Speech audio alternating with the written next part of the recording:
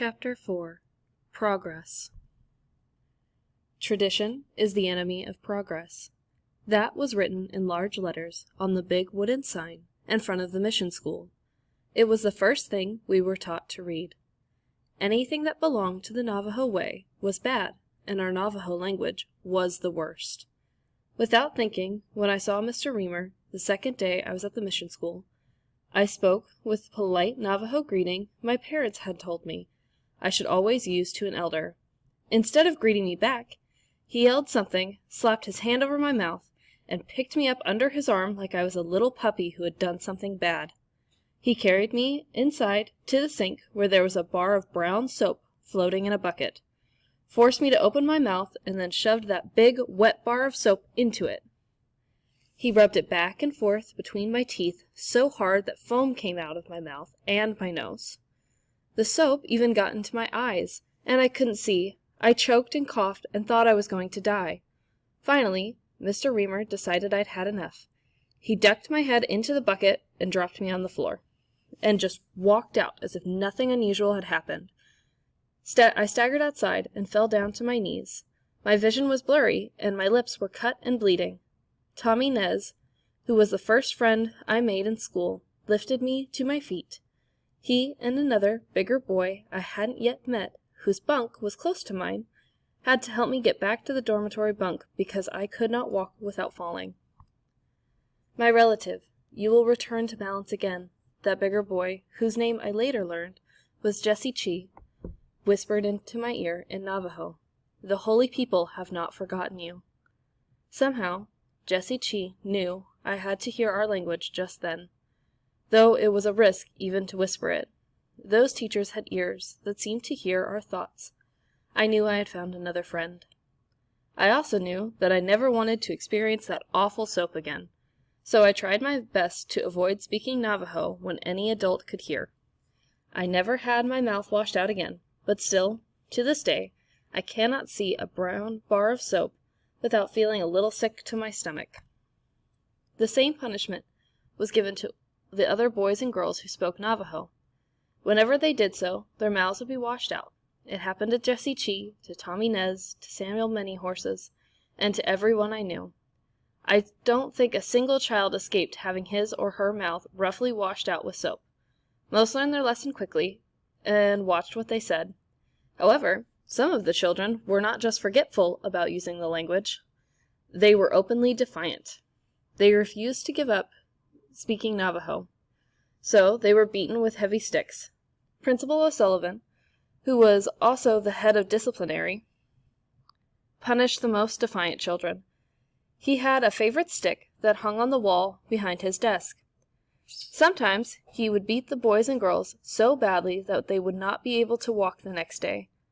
John Roanhorse, who also had a bed in my part of the dormitory, was one of the most stubborn ones. His mouth was washed out so often it no longer seemed to bother him.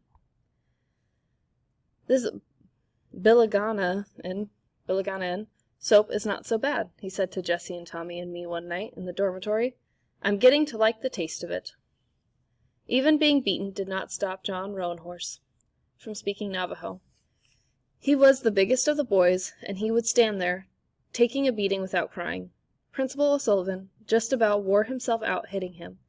He even broke one of his favorite sticks over John Roanhorse's back. So it was decided that a simple beating was not enough. John Roanhorse was taken into the cold stone basement and chained in a dark corner. He was kept there for a week, with nothing to eat but pieces of stale bread, and nothing to drink but water. When they brought him out, his eyes seemed as small as those of a mole, and there was a lost look on his face. I think a part of his spirit was left down in that cold, dark place. I was never openly defiant like John Roanhorse had been, nor was I like the careless boys and girls who kept speaking Navajo when our teachers, who watched us the way coyotes watched a prairie dog hole could hear. I did my best to learn English. As the days turned into weeks, months, and years, I began not just to do well in my classes, but to do better than other students, especially in subjects such as history and geography. Learning and remembering things of the past and finding out about faraway places was interesting to me. I seemed the perfect student.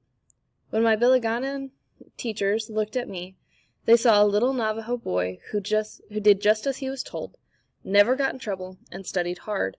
Whenever I was called on, I would stand right up. "Yes, teacher," I would say, widening my eyes, and nodding as I spoke. "Yes, my teacher." Those words were the two words spoken most often. Those words were the two words spoke more than any others when I was in the mission school. They were like magic. Even if I did not understand something, all I had to do was say those words to make my white teachers nod back at me and smile. Sometimes they did not ask me to answer the question. "Very good, Nettie," they would say. However, I was stubborn in ways the teachers could not see. I spoke nothing but Navajo whenever I was alone with the other Indian students. In the basement of the school or out behind the woodshed, I learned Navajo songs and stories. Some students in that school, especially after being beaten enough times for talking Indian, reached a point where it became hard for them to speak Navajo, even when they wanted to. But it was not that way for me. If anything, rather than taking my language from me, boarding school made me more determined never to forget it. So I held on to my sacred language while learning the words and the ways of the whites. But I had no idea, even in my wildest dreams, that the very language those Biliganan teachers tried to erase, the way you wipe words from a blackboard, would one day be needed by important white men.